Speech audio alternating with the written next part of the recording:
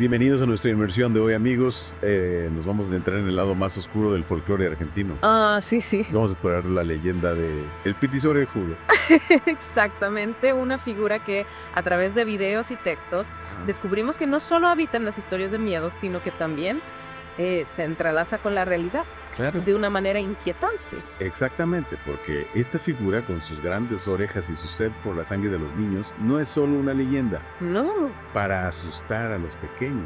no para nada. El petiso orejudo se describe como un ser monstruoso que acecha en las sombras esperando el momento para llevarse a sus víctimas, y su imagen evoca nuestros miedos más primitivos, la vulnerabilidad de la infancia frente a la oscuridad. Claro, y lo que hace aún más escalofriante esta leyenda es su conexión con un caso real que aterrorizó a la Argentina en los años 70, la historia de Carlos Eduardo Robledo Puch. O sí, un asesino en serie apodado el petiso orejudo, debido a su parecido físico con la criatura del mito.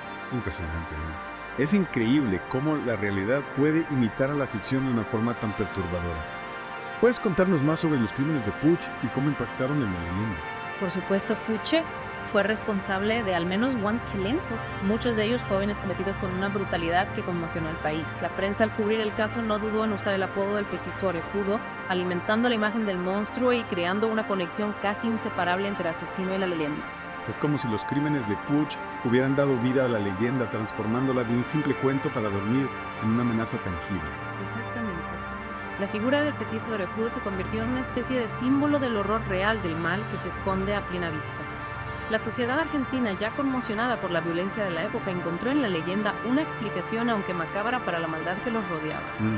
Pero, ¿crees que esta conexión con un asesino real intensificó el poder de la leyenda o simplemente la distorsionó? Esa es una pregunta interesante. Diría que ambas cosas. Por un lado, la brutalidad de los crímenes de Puch, sin duda, amplificó el miedo asociado a la figura del petiso orejudo, convirtiéndolo en algo más real, más tangible. Ya no era solo un monstruo en la imaginación, sino una amenaza que había caminado entre ellos. Exacto. Pero al mismo tiempo, la asociación con Puch también puede haber distorsionado la esencia original de la leyenda. El petiso orejudo, antes de ser vinculado a un asesino serial, era una figura más ambigua, más relacionada con lo sobrenatural y lo inexplicable. Entonces podríamos decir que la figura de Puch le dio un rostro al miedo, pero también lo limitó a una explicación terrenal, despojándolo de su misterio. Es una posibilidad. Y eso nos lleva a otra pregunta.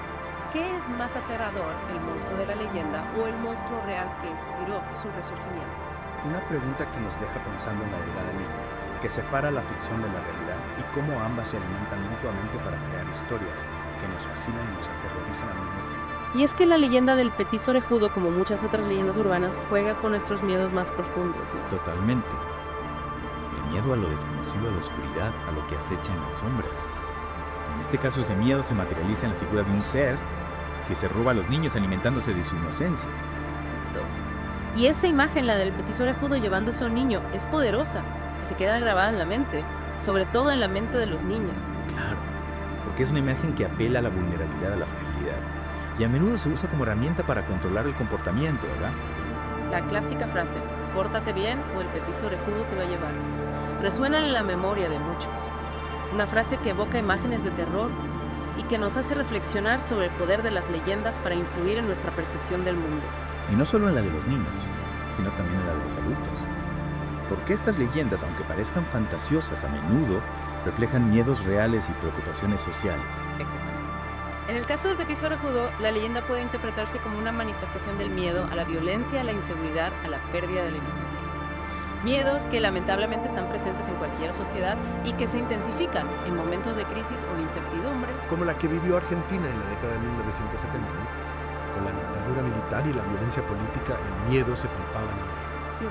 Y es en esos momentos cuando las leyendas cobran fuerza, porque ofrecen una explicación, aunque sea mágica o sobrenatural, para los eventos inexplicables que nos rodean. En el caso del petiso orejudo, la figura del monstruo se fusionó con la figura del asesino serial, creando una narrativa aún más perturbadora.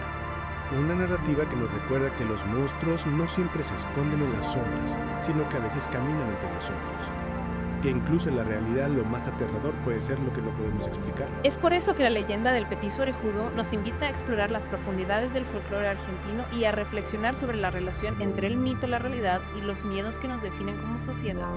Una relación compleja y fascinante que nos deja con más preguntas que respuestas. Y lo que hace aún más intrigante esta leyenda, a esta figura que se fusiona con la realidad a través de Robledo Puche, es que el petiso orejudo no tiene una única cara, ¿verdad? Claro, como ocurre con muchos relatos que se transmiten de boca en boca, la leyenda del petiso orejudo se ha ido transformando con el tiempo, adoptando diferentes versiones, diferentes matices. Es como si el miedo mismo fuera mutando, adaptándose a las épocas, a los lugares. Exacto. Algunas versiones lo describen como un ser grotesco deforme, con esas orejas enormes que le dan nombre, y una mirada que parece penetrar hasta el alma. Casi como si pudieras sentir su presencia acechándote desde las sombras, ¿no? Precisamente, mientras que otras versiones lo imaginan más pequeño, casi con una apariencia infantil, pero con una maldad que contrasta con esa imagen, haciéndolo aún más perturbador. Como si la inocencia misma se hubiera corrompido, transformado en algo siniestro. Exactamente. Y también a quienes lo asocian con el diablo, con fuerzas demoníacas que buscan corromper las almas de los niños, arrebatándoles su pureza. Y esa idea, la de un ser que busca robar la esencia de los niños, no es exclusiva de nuestra cultura. Claro que no, el hombre del saco, el coco, la vieja del monte son solo algunos ejemplos de figuras similares que encontramos en el folclore de diferentes partes del mundo. Figuras que representan ese miedo ancestral a la pérdida, a la vulnerabilidad de la infancia frente a lo desconocido. Y que en el caso del petiso orejudo se fusionan con elementos propios de la cultura argentina, con la superstición, con esa creencia en lo sobrenatural que forma parte de nuestra identidad. Entonces la leyenda de Petiso Orejudo no es solo una historia de terror, sino un reflejo de nuestras propias angustias, de nuestros miedos más profundos. Es una historia que nos habla de la fragilidad de la infancia, de la necesidad de proteger a los más débiles de las fuerzas oscuras que nos acechan, ya sean reales o imaginarias. Y aunque la ciencia y la razón puedan intentar explicar la leyenda desde una perspectiva lógica, siempre quedará un espacio para el misterio, para la duda. Para esa posibilidad de que algo más allá de nuestra comprensión exista, de que nos observe desde las sombras, esperando su momento. Es por eso que la leyenda del petiso orejudo sigue viva, susurrándose en las calles de Argentina, alimentándose de nuestros miedos. Y recordándonos que a veces lo más aterrador no es lo que podemos ver, sino lo que no podemos explicar.